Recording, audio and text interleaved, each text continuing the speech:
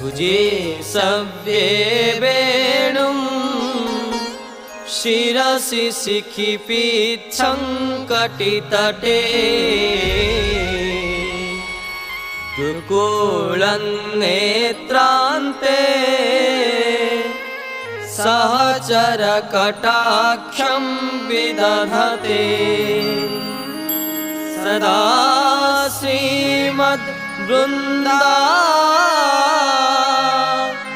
वनवसति लीला परिचयो